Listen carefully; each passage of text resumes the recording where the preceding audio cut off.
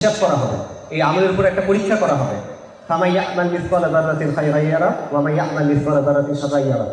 অর্থাৎ যে অনুপরিমাণ ভালো কাজ করবে সেটা তাকে দেখানো হবে, যে অনুপরিমাণ খারাপ কাজ করবে এটা তাকে দেখানো হবে। এটা হলো জীবনের উদ্দেশ্য, জীবনের বাস্তবতা। আল্লাহ সব বলে দিচ্ছে। পরীক্ষা আসবে, পরীক্ষার প্রশ্ন কি, পরীক্ষায় কি করলে পাস করতে পারবেন সব বলে দেওয়া হবে। কিন্তু আমরা কিন্তু জানি, জানার পরও আমরা এটার উপর আমল করি না, আমাদের মধ্যে এটার প্রতিফলন হয় না। এটা কেন হয় না? এটা কেন হয় না এটাও আল্লাহ আযজা ওয়া জাল্লা আমাদের বলছেন, ওয়াল আখিরাতু খায়রুন ওয়া আবকা। কারণ তোমরা দুনিয়ার জীবন থেকে প্রাধান্য দাও। আমরা দুনিয়ার জীবনকে প্রাধান্য দেই, কিন্তু আখিরাতে হলো উৎকৃষ্ট এবং শ্রেষ্ঠ। চিন্তা করে দেখেন, যা কিছু আমি এতক্ষণ বললাম, আপনি আসলে কিসের জন্য ছুটতেছেন বলেন? আপনি কিছু ভোগ করতে চান, বস্তু, দুনিয়া। আপনি ক্ষমতা চান, দুনিয়া। আপনি খ্যাতি চান, দুনিয়া, তাই তো? এইটার পিছনে আপনি কন্টিনিউয়াসলি ছুটতেছেন এবং আপনি আখিরাতকে এটার জন্য ডাউনগ্রেড করতেছেন। আপনি এটাকে বেশি প্রাধান্য দিতে গিয়ে আখিরাতের দিকে তাকাচ্ছেন না। কাফেরদের কথা তো বাদই দিলাম, আমাদের জন্য এই অবস্থাটা, এটা আমাদের বাস্তবতা, রাইট? এবং এটা করতে করতে কি অবস্থা, আমরা এই যে নিজেকে খুশি করা, নিজের নফসকে খুশি করা, নিজের ইচ্ছা পূরণ করা, এটাকে আমরা আমাদের জীবনের মানে মূল চালিকা শক্তি বানায় ফেলেছি। আমার কাছে এটা করতে ইচ্ছা করতেছে, আমার এটা লাগবে, এটাকে আমার মধ্যে মূল মাপকাঠি বানায় ফেলেছি। এবং আল্লাহ আযজা ওয়া জাল্লা বলছেন, আফারাইতা মান ইত্তাখাযা ইলাহাহু হাওয়া, তুমি কি তাকে দেখো নাই যে তার হাওয়াকে, তার খেয়াল খুশিকে তার ইলাহ হিসেবে গ্রহণ করছে? আধুনিক মানুষের অবস্থা এটাই, সে তার খেয়াল খুশিকে ইলাহ হিসেবে গ্রহণ করছে। এবং আল্লাহ আযজা ওয়া জাল্লা বলতেছে, যে এটা করে তার অবস্থা গবাদি পশুর চেয়েও খারাপ। যে তার খেয়াল খুশিকে তার ইলাহ হিসেবে গ্রহণ করতেছে, বা খেয়াল খুশিকে তার চালিকা শক্তি হিসেবে গ্রহণ করতেছে। অন্যদিকে আধুনিক পৃথিবী আমাকে বলছে এটা তো স্বাধীনতা, ঠিক আছে? কিন্তু এই স্বাধীনতার শেষে কি? এই স্বাধীনতা আপনাকে সন্তুষ্টি দিবে কিনা?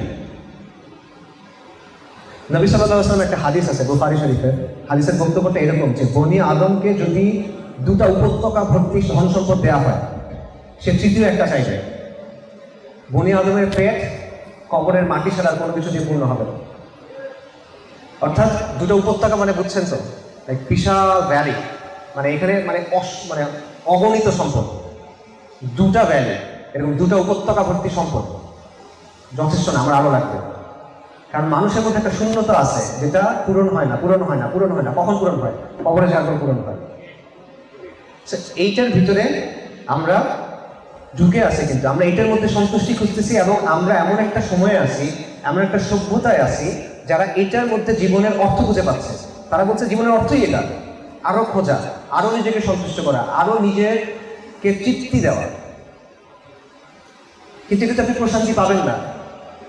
আপনি ছুটতে থাকবেন, ছুটতে থাকবেন, ছুটতে থাকবেন, আপনি আপনার আখিরাতকে ধ্বংস করে দিবেন। আপনি দুনিয়াতেও ওই রকম হবে যে কুকুর যখন কন্টিনিউয়াস দৌড়াইতে থাকে না, তখন কুকুর তারপরে কি অবস্থা বলেন? হাঁপায় থাকে।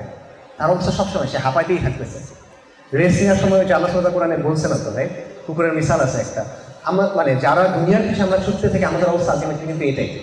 আপনি তাড়াহুড়ার মধ্যেই আছেন, আপনি পেরেশানির মধ্যেই আছেন, আপনি চিন্তার মধ্যেই আছেন, আপনার মধ্যে সুকুন নাই। এটা কখন আসে? এটাও আল্লাহ সুবহানাহু ওয়া তাআলা আমাদের কোরআনে বলছেন, আলা বিযিকরিল্লাহি তাতমাইন্নুল কুলুব, যে কলবের শান্তি কখন আসে? আল্লাহর স্মরণে, একমাত্র আল্লাহর স্মরণে এই প্রশান্তি আসবে, আর কোনো জায়গায় এই প্রশান্তি আসবে না। তো এই বাস্তবতাটা বোঝা ভাই, এটা হলো বুদ্ধি, এটা হলো প্রজ্ঞা, এটা হলো জ্ঞান। এই বিষয়টা বোঝা। একটা মানুষ কখন আপনি বলবেন যে এই মানুষটা বিজ্ঞ, এই মানুষটা প্রাজ্ঞ, এই মানুষটা বুঝদার, এই মানুষটা বুদ্ধিমান, যখন তার বুঝ তাকে এতটুকু পর্যন্ত নিয়ে আসবে যে হ্যাঁ, আমার আল্লাহ এই কথাগুলো আমাকে বলছেন, উনি বলছেন এটা আমার জীবনের উদ্দেশ্য, এইভাবে আমার জীবনটা চালাতে হবে। এটা যে বোঝে এবং যে এটা পালন করার চেষ্টা করে, পুরোপুরি তো পারবে না, কারণ মানুষের ছুটে যায়। ইনসানের ক্ষেত্রে এটাই নিয়ম, মানুষ ছুটে যায়, সে সবসময় পারে না, ভুল করে, সে মাফ চাই যায়, ইস্তিগফার করবে। কিন্তু এটা বোঝা, এই জায়গায় নিজেকে নিয়ে আসা, এটা হলো বুদ্ধিমত্তা, এটা হলো প্রজ্ঞা, এটা যা কিছু বলে। আগুনের সামনে আগুনে হাত দিলে হাত পুড়ে যায়, এটা বুঝে নিজের হাতকে আগুন থেকে রক্ষা করা, এটা হলো আকল ভাই। আগুনের মধ্যে ঝাঁপ দেওয়াকে আপনি স্বাধীনতা বলতে পারেন, কিন্তু আগুনের পুরা থেকে নিজেকে রক্ষা করাটা হলো বুদ্ধিমত্তা। এইটা হলো জীবনের উদ্দেশ্য, যেটা আল্লাহ আমাদের বলছেন।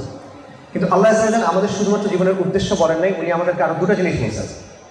প্রথম জিনিসটা হলো আল্লাহ আমাদেরকে আমাদের সম্মান এবং মর্যাদার ব্যাপারে বলছেন, এবং আল্লাহ আযজা ওয়া জাল আমাদেরকে আমাদের দায়িত্বের ব্যাপারে বলছেন। আল্লাহ সুবহানাহু ওয়া তাআলা বলছেন ওয়াসাখখারা লাকুম মা ফিস সামাওয়াতি ওয়া মা ফিল আরদি জামিআন মিনহু, যে আমি আসমানে এবং জমিনে যা আছে সেটা তোমাদের জন্য